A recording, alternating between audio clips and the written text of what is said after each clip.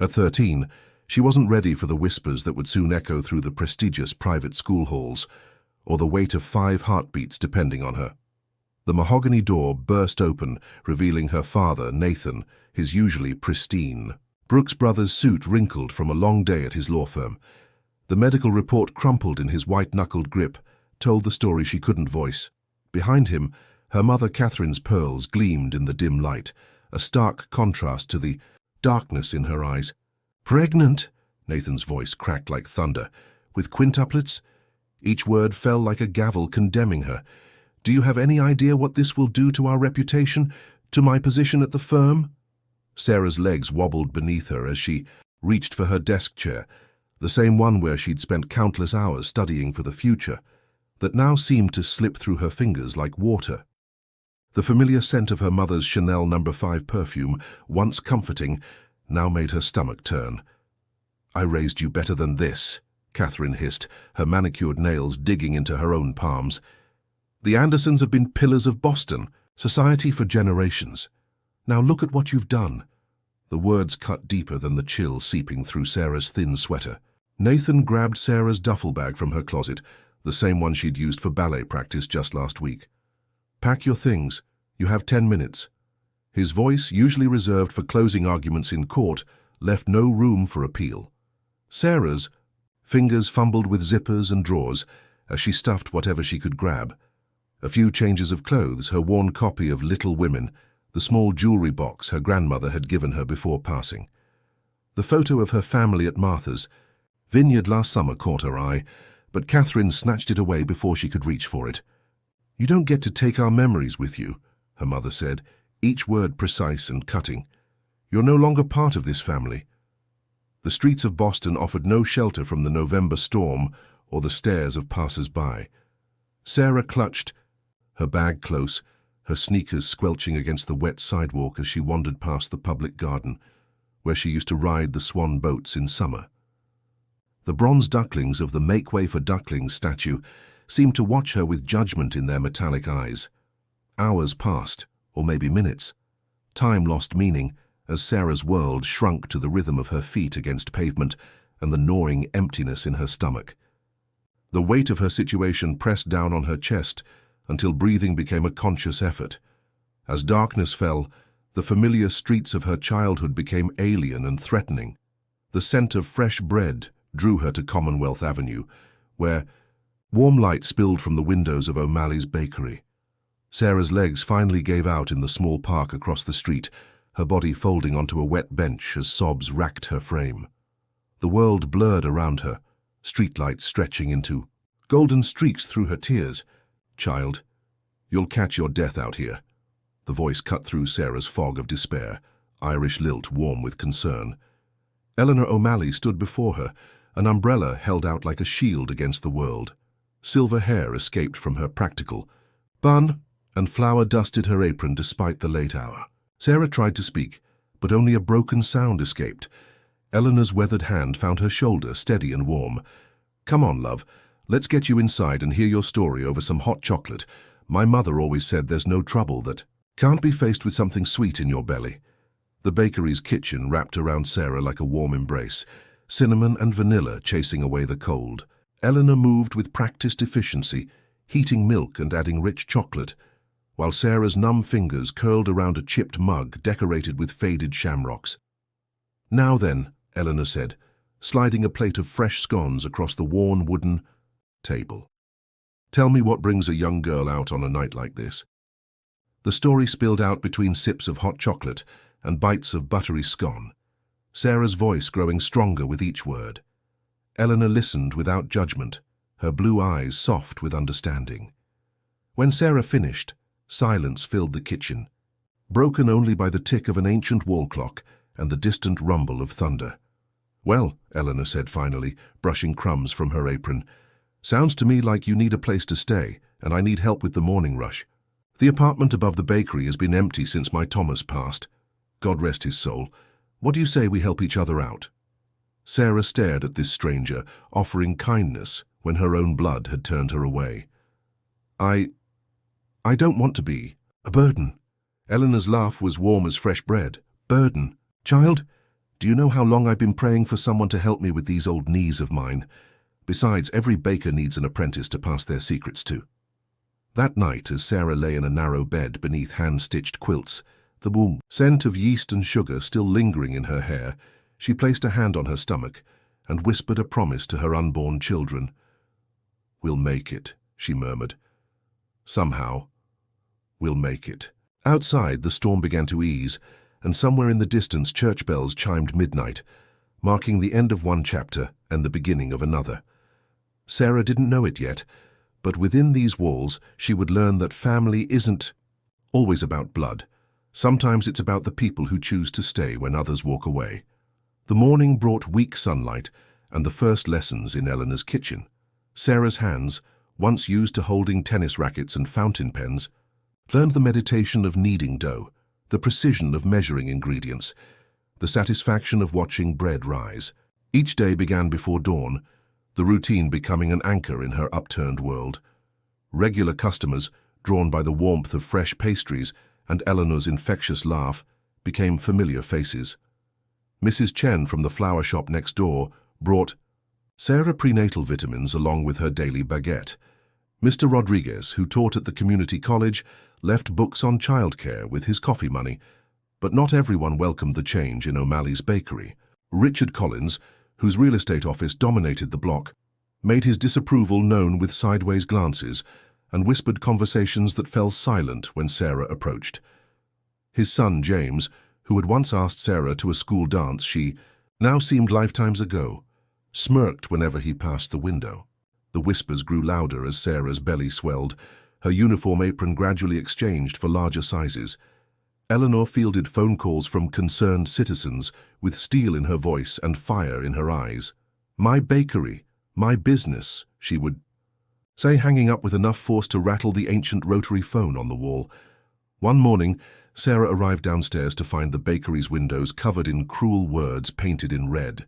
Eleanor already had a bucket and brush ready, her sleeve rolled up despite the February chill.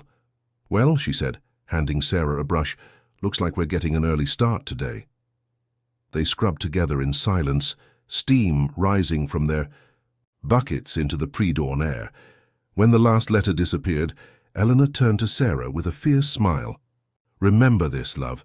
There will always be people who try to write your story for you. Your job is to prove them wrong." The weeks turned to months, and Sarah's world expanded and contracted simultaneously. Her body changed, carrying its precious cargo, while her universe shrank to the space between the bakery's walls. She learned to find joy in small victories, mastering Eleanor's secret cinnamon roll recipe, feeling the first butterfly kicks of her babies, watching the sunrise paint the kitchen copper and gold. But at night, in the quiet moments between closing time and sleep, Sarah would sometimes catch Eleanor massaging her temples over the account books, worry lines deep in her face. The bakery's finances, already stretched thin, groaned under the weight of supporting 2 additional mouths, soon to be 7. Sarah began taking online classes during slow afternoons, determined to earn her GED. She learned to operate the ancient cash register, started experimenting with new recipes, anything to make herself more valuable. Yet with each passing day, she couldn't shake the feeling that she was watching a timer count down to an inevitable explosion. The crisis came on a Wednesday in March, when Richard Collins strode into the bakery like he owned it, which Sarah would soon learn he nearly did. The mortgage papers he slapped on the counter told a story of missed payments and mounting debt. "Face it, Eleanor," he said, voice oily with false sympathy. "This place is a sinking ship. Sell now while you can still walk away with something. Besides," his eyes slid to Sarah's prominent belly, "you really want to risk your reputation on this?" Eleanor's spine straightened, her 5'0" frame somehow filling the room. "Get out of my shop, Richard Collins, before I show you exactly what this Irish temper can do." But after he left, the papers remained, numbers that couldn't be argued away with courage alone. Sarah found Eleanor later, crying silently in the storage room among bags of flour. "I'm so sorry," Sarah whispered, her throat tight. "This is all my fault. I should go." "Don't you dare!" Eleanor cut her off, wiping her eyes with her apron. You're not the problem, love. This place has been struggling since before you arrived. I'm just sorry I can't protect you better." That night, Sarah couldn't sleep. The babies were active, as if sensing her distress. She paced the small apartment, mind racing, until an idea began to take shape. The next morning, she approached Eleanor with a plan. "We need to modernize," she said, spreading out her research. "On the kitchen table. I've been learning about social media marketing, and I think I know how we can save the bakery. But I'll need you to trust me." Eleanor looked at the papers, then at Sarah's determined face. "Well," she said slowly, a smile tugging at her lips, "show me what you've got." The transformation began small. An Instagram account featuring Eleanor's most photogenic creations, a Facebook page sharing the bakery's history and daily specials. Sarah's photography skills, honed through years of social media use, captured the warmth and character of O'Malley's bakery in ways that resonated with a younger crowd. She convinced Eleanor to add a small cafe area, rearranging the space to create a cozy corner with mismatched vintage furniture. Local artists contributed pieces for the walls in exchange for coffee and pastries. The Wi-Fi password, Eleanor's Pies, became known among college students seeking a quiet study spot. But Sarah's masterstroke came from an unexpected source. During a particularly difficult night with her pregnancy, she had created a special breakfast sandwich, a perfectly fried egg with Irish cheddar and honey-cured bacon on Eleanor's homemade sourdough, topped with a secret sauce that combined Eleanor's traditional recipes with Sarah's modern palate. The O'Malley Morning Miracle, as they dubbed it, became a social media sensation. Food bloggers made pilgrimages to try it, sharing photos that made their followers drool. The line began stretching around the block each morning, and soon their financial troubles began to ease. More importantly, the community that gathered in the renewed bakery became a family of sorts. Regular customers celebrated each milestone of Sarah's pregnancy, bringing gifts and advice. Eleanor's eyes sparkled with pride as she watched her protégé bloom not just as a baker, but as a young woman finding her strength. As spring turned to summer, Sarah's due date approached. The bakery now hummed with life and purpose, its future secure. But shadows from the past still lingered, waiting to test the bonds of this newfound family. One humid July morning, a familiar figure appeared at the counter. Catherine Anderson stood rigid in her Chanel suit, looking both exactly the same and somehow smaller than Sarah remembered. "Sarah," she said, her voice barely above a whisper. I've been watching your success online, and She faltered, manicured hands twisting her designer purse strap. Eleanor materialized at Sarah's side, solid as a mountain. "Perhaps we should take this upstairs," she suggested, her tone making it clear this wasn't really a suggestion at all.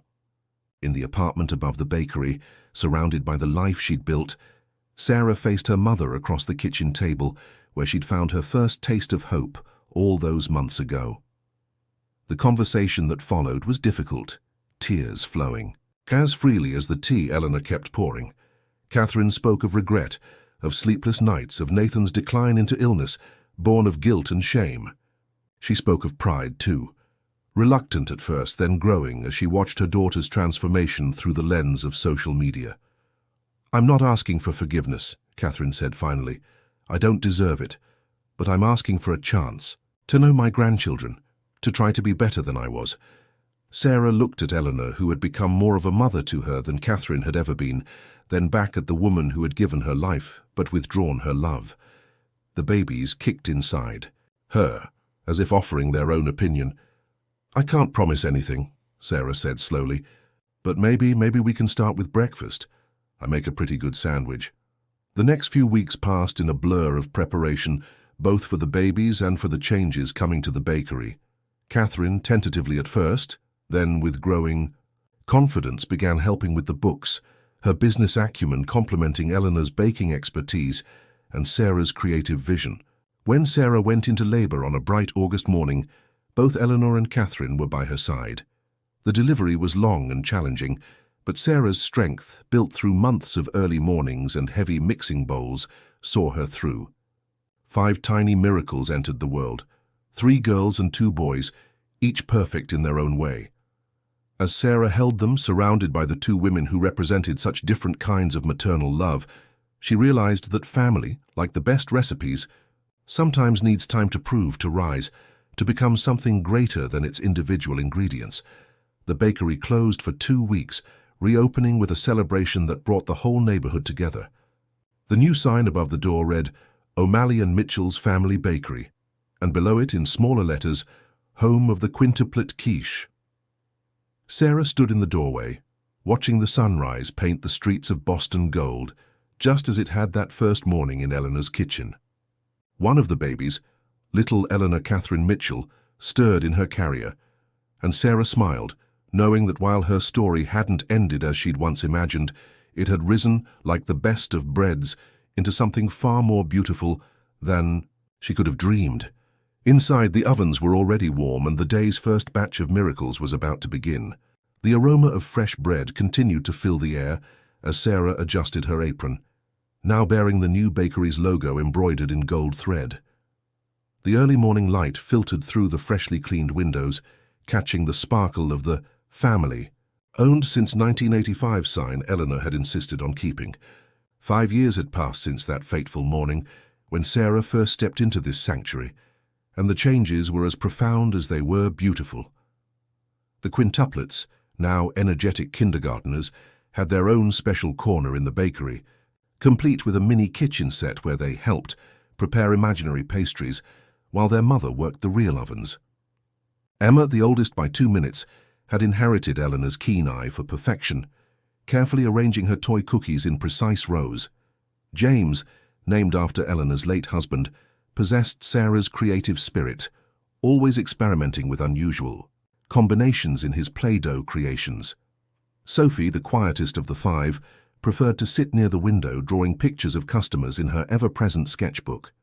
Michael, with his infectious laugh, entertained regulars with elaborate stories about the adventures of Baker Boy and his pastry pirates, and little Grace, the youngest, shadowed Sarah everywhere, mimicking her movements with a tiny rolling pin Eleanor had specially made. Catherine, who had gradually earned her place in their unconventional family, arrived each morning precisely at 6, her designer suits replaced by comfortable slacks and cashmere sweaters that could withstand flour dustings. She had transformed the bakery's business operations, introducing modern accounting systems and efficient inventory management that allowed them to expand while maintaining the warmth of a family establishment. The back room, once cluttered, with outdated equipment, now housed a small but state-of-the-art teaching kitchen where Sarah conducted popular baking classes. Her Little Chefs program, specially designed for children, had a waiting list months long. Parents appreciated how she wove mathematics and science into her lessons, teaching fractions through measuring cups and chemistry through rising dough. Eleanor, though officially retired, remained the heart of the establishment. She had a sixth sense for knowing exactly when to appear, with a warm scone and sympathetic ear for troubled customers. Her rocking chair by the fireplace, a new addition during the renovation, had become a sought-after spot for those seeking wisdom along with their weekly bread. The bakery's success had sparked a renaissance in the neighborhood.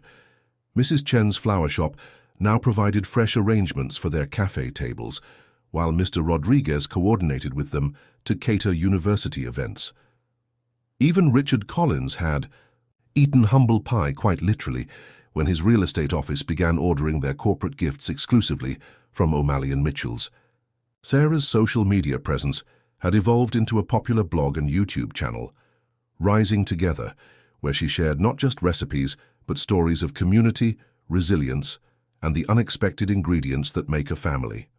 Her annual quintuplet quest scavenger hunt, celebrating the children's birthday, had become a neighborhood tradition, with local businesses participating enthusiastically. The apartment above the bakery had expanded to incorporate the neighboring space, creating a cozy home that echoed with laughter and the patter of small feet. The walls, once stark and institutional, now displayed a growing collection of family photographs.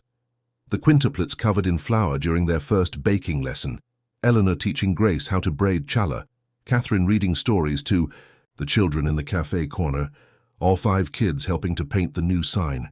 Each morning before the first customers arrived, Sarah performed what she called her gratitude walk, moving through the space that had saved her life. She would touch the worn spots on the counter where countless elbows had rested during heartfelt conversations, straighten the community bulletin board filled with local news and thank you notes, and adjust the fresh flowers beneath the photo of Eleanor and her late husband that watched over the register.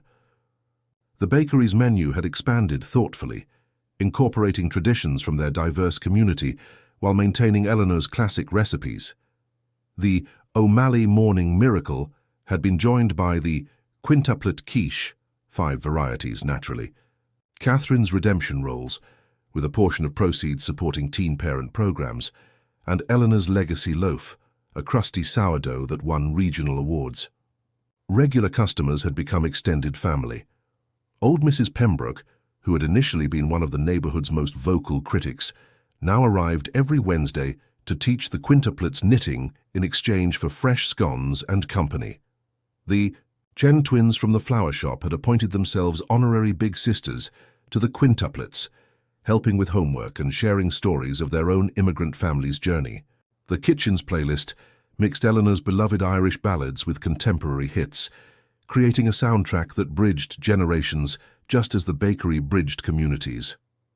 During quiet moments, Sarah would sometimes catch Eleanor teaching the children to dance a jig between the prep tables, their laughter mixing with the hum of the ovens and the click of Catherine's calculator. Each success was celebrated communally. When they won Best Family Bakery in Boston Magazine, the entire block turned out for a street party that lasted well into the night. The quintuplets had insisted on baking miniature versions of every item on the menu, creating a feast that represented every step of their journey. The bakery's walls, now lined with photos and children's artwork, told a story of transformation. Next to the original newspaper clipping about Eleanor's opening day hung the viral social media post that had saved them from bankruptcy. Beside it, a collection of first day of school photos showed the quintuplets growing alongside the business that had become their legacy. Sarah's office, carved out of a former storage room, displayed her GED certificate prominently alongside her recently completed business degree. The desk, Eleanor's wedding gift to her, held 3 generations of recipe books. Eleanor's handwritten collection, Sarah's innovations, and a new volume being filled with the quintuplets' creative concoctions. The basement, once musty and neglected, had been converted into the Rising Room, a community space hosting everything from AA meetings to ESL classes. Sarah made sure there were always fresh cookies and coffee available, remembering how a simple act of kindness had changed her own life. Their story had attracted media attention, resulting in a documentary titled Rising: A Family's Recipe for Redemption. The premiere had been held in the bakery, with customers and neighbors crowding around borrowed screens, cheering each triumph and crying together over remembered challenges.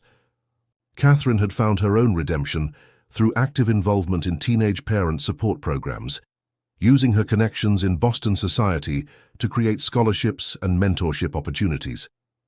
Her annual Second Chance Gala, hosted in the Bakery, had become a major fundraising event for young parents seeking education and career training. The quintuplets thrived in this environment of unconditional love and community support. Their different personalities complemented each other like ingredients in a well-balanced recipe. Emma's leadership, James's creativity, Sophie's empathy, Michael's humor, and Grace's determination created a blend as perfect as any of Eleanor's famous bread recipes. Sarah's journey from scared teenager to successful businesswoman and mother had become a source of inspiration for others facing similar challenges. She frequently spoke at schools and community centers, sharing her story of finding family in unexpected places and strength in life's greatest challenges. The bakery's philosophy, rising together, manifested in countless small acts of kindness: a free loaf for a struggling neighbor, a quiet word of encouragement for a troubled teen, a warm place to rest for a weary soul. Every day, Sarah saw reflections of her own story in the faces of those who found refuge within these walls. As she prepared for another day of baking, teaching, and nurturing both bread and relationships, Sarah caught her reflection in the window. The scared 13-year-old girl was still there, somewhere, But she was surrounded now by the woman she'd become, strong, capable, loved.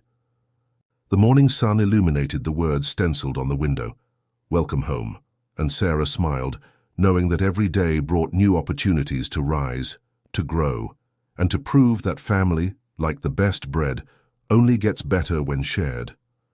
The morning sun continued its dance across the bakery floor as Sarah began preparing for a special celebration, the 10th anniversary of that rainy night when Eleanor had first opened her door and her heart.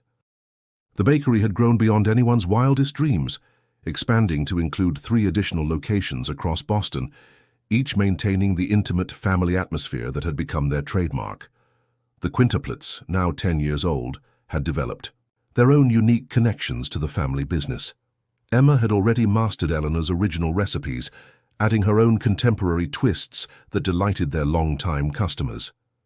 James had inherited his grandmother Catherine's head for business, meticulously tracking sales data and suggesting seasonal specials with surprising insight. Sophie's artistic talents had transformed their packaging and marketing materials, her delicate illustrations gracing everything from coffee cups to delivery vans.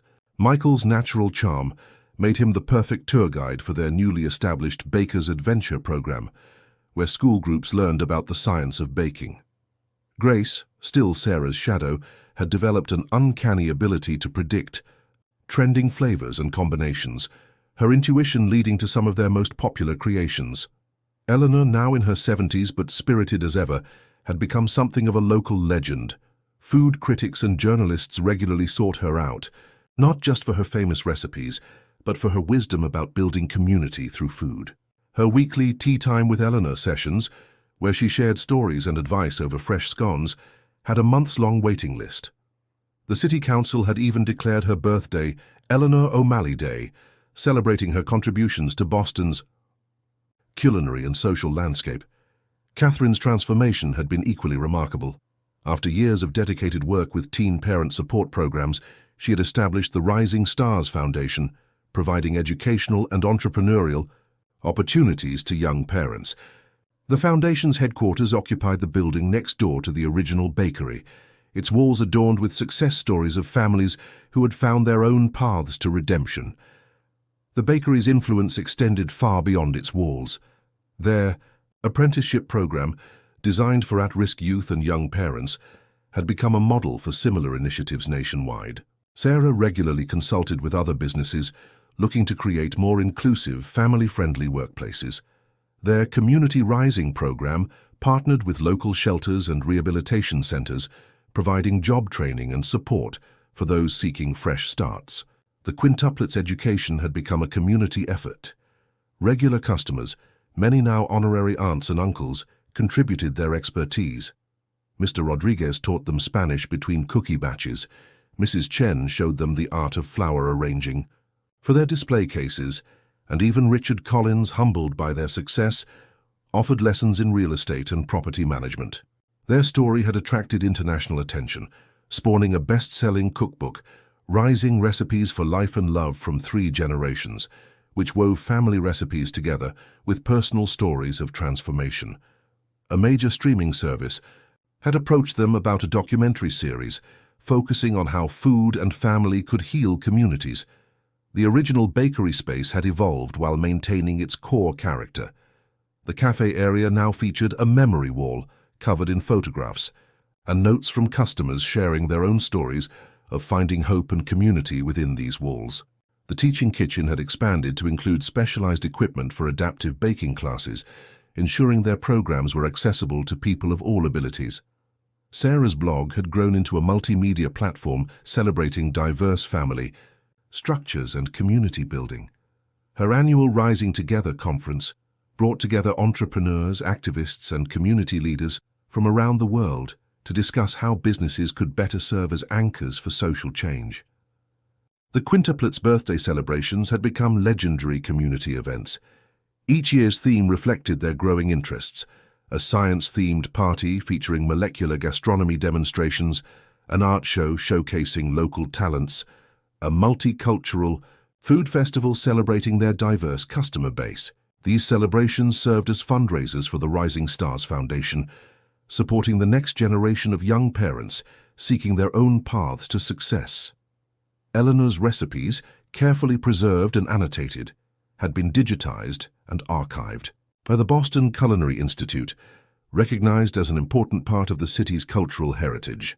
The original handwritten recipe cards, complete with flour stains and margin notes, were displayed in a special case in the bakery, alongside the first dollars earned at each location and the original O'Malley's Bakery sign. The apartment, above the bakery, had become a gathering space for their extended family. Sunday dinners regularly hosted 20 or more people, with Eleanor presiding over the chaos from her favorite armchair, offering commentary on cooking techniques and life lessons in equal measure. Catherine, finally comfortable in her role as grandmother, taught the children card games and shared stories of Sarah's childhood, now able to laugh at her own former pretensions. Their success had sparked a renaissance in the neighborhood. The block had become known as Baker's Row, with complementary businesses, a specialty coffee roaster, an artisanal cheese shop, a cooking supply store, creating a destination for food lovers. The annual street festival they organized brought together local vendors, musicians, and artists, celebrating the community's diversity and resilience. Sarah's office now included a wall of achievements: her business degree, certificates from culinary programs, awards for community service, and most precious of all, artwork and notes from her children. But her favorite spot remained the early morning kitchen, where she could watch the sunrise while preparing the day's first batch of bread, just as she had done with Eleanor all those years ago. The bakery's motto, "Rising Together," had become a philosophy that extended far beyond baking. They had created a model of business that prioritized people over profits, demonstrating that commercial success and social responsibility could rise in harmony. Each day brought new challenges and opportunities, but the foundation built on love, acceptance, and second chances remained as solid as Eleanor's traditional Irish soda bread. As Sarah prepared for the anniversary celebration, surrounded by the warmth of ovens and memories, she realized that their story, like their signature sourdough, continued to grow, ferment, and develop new depths of flavor. The scared teenager who had stumbled into Eleanor's kitchen on that rainy night had risen, supported by the love of her chosen family, into someone she never imagined she could be. And just as importantly, she had helped others rise alongside her, creating a legacy that would nourish generations to come. The legacy of Rising Together continued to flourish as the bakery entered its 15th year. The quintuplets, now teenagers, had grown into remarkable young adults, each carrying forward the values that had been kneaded into their family's story, like butter into brioche dough. Sarah's journey had inspired a nationwide movement of community rising centers, with the original bakery serving as a blueprint for combining business success with social impact. These centers, now numbering over 50 across the country, provided safe spaces, job training, and support networks for young parents and at-risk youth. The original O'Malley and Mitchell's bakery had evolved into a living museum of second chances. Each brick in its expanded walls seemed to hold a story of transformation. The teaching kitchen, now occupying an entire floor, hosted programs ranging from professional certification courses to therapeutic baking sessions for trauma survivors. Eleanor's original recipes were taught alongside modern techniques, creating a curriculum that honored tradition while embracing innovation. Emma, the eldest quintuplet, had developed a line of gluten-free and allergen-friendly versions of their classic recipes, making their beloved treats accessible to even more community members. Her inclusive Rising program specifically catered to children with dietary restrictions, ensuring no one felt left out during birthday celebrations or holiday gatherings. James's business acumen had led to the creation of a micro-lending program, helping other young entrepreneurs start their own food-based businesses. His quarterly Rising Entrepreneurs pitch competitions, held in the bakery's community space, had launched several successful local businesses, creating a network of support that extended far beyond their own walls. Sophie's artistic talents had blossomed into a full-scale design studio within the bakery, where she mentored other young artists and created marketing materials for emerging businesses. Her murals, depicting scenes of community and growth, had become landmarks throughout Boston, telling stories of hope and resilience in vibrant colors.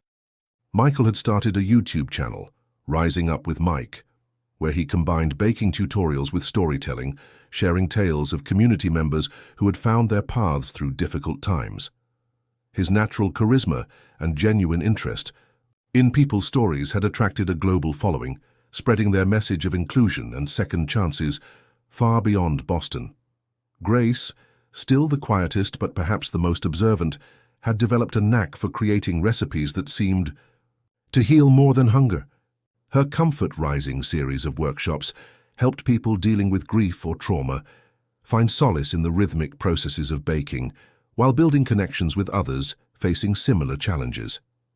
Catherine, now in her 70s, had transformed the Rising Stars Foundation into a national organization with chapters in every major city.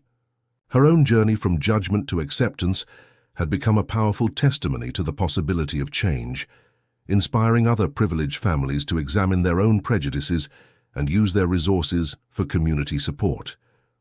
Eleanor, though no longer able to spend long hours in the kitchen, remained the spiritual center of their extended family. Her wisdom, sharp wit, and unfailing kindness continued to guide their growing enterprise. The rocking chair by the fireplace, now worn smooth from years of use, had become a sort of community confessional where people shared their struggles and dreams over cups of tea and fresh-baked scones. The bakery's anniversary celebrations had evolved into week-long festivals of community and creativity. Each day featured different workshops, performances, and sharing circles, culminating in a massive community dinner where every table held a mix of old friends and new faces, all connected by the threads of their shared stories. Sarah's own role had grown far beyond that of baker and business owner. She had become a sought-after speaker on social entrepreneurship, sharing their model of community-based business at conferences worldwide. Her TEDx talk, Rising the Recipe for Community Transformation, had inspired similar initiatives globally, leading to a network of businesses focused on social impact and second chances. The original apartment above the bakery had been converted into a transitional housing space for young parents, while Sarah and her family had moved to a nearby brownstone that Eleanor had helped them purchase. The morning walk to the bakery became a cherished ritual, a daily reminder of how far they had come from that rainy night 15 years ago. Their story had attracted academic attention, with several universities conducting studies on their model of community-based business development. The O'Malley-Mitchell method was now taught in business schools as an example of how commercial success and social responsibility could work in harmony. The quintuplets' diverse interests and talents had enriched the bakery in unexpected ways. Their homework sessions in the cafe had evolved into informal tutoring programs, with regular customers offering help in subjects ranging from calculus to creative writing. The sense of extended family had grown so strong that college recommendation letters often came from bakery regulars who had watched the children grow up between the mixing bowls and proving drawers. Local politics had felt the impact of their influence as well. Sarah now served on several community development boards, advocating for policies that supported small businesses and social enterprises. The bakery had become a regular stop for politicians seeking to understand grassroots community building, though Eleanor made sure they earned their photo ops by actually listening to community members' stories. The Rising Together philosophy had spread to other industries, with former apprentices and program participants starting their own community-centered businesses, a bicycle repair shop that trained at-risk youth, a cleaning service that employed domestic violence survivors, a catering company staffed by formerly incarcerated individuals seeking fresh starts. Their commitment to sustainability had grown alongside their social mission. The bakery now operated largely on solar power, with a rooftop garden providing herbs and edible flowers for their cafe menu. Composting and recycling programs, managed by community volunteers, had become models for other local businesses. As Sarah watched her children navigate their teenage years with confidence and compassion, she marveled at how the bakery had shaped their worldview. They understood inherently that every person who walked through their doors carried a story worth hearing. that judgment helped no one, and that love, like good bread, required patience, attention, and the right environment to rise. The walls of the original bakery, now lined with photographs spanning 15 years of community building, told a story of transformation that went far beyond one family's journey. Each image captured a moment of connection, of hope, of rising together. Eleanor teaching a young mother her secret scone recipe, Catherine helping a teenager fill out college applications, the quintuplets organizing food drives during difficult times, Sarah mentoring new business owners through their first challenges. Their family had grown to include hundreds of people touched by their story, each adding their own ingredients to the complex, beautiful recipe of community they had created together. The aroma of fresh bread still filled the air each morning, but it now mingled with the sense of dozens of culinary traditions as former apprentices shared their own heritage through food. The scared teenager who had found shelter in a baker's kitchen had become a beacon of hope for others facing their own storms. But more importantly, she had helped create a space where hope could rise like well-kneaded dough, where second chances were baked into every interaction, and where family meant something far broader and more beautiful than she had ever imagined possible.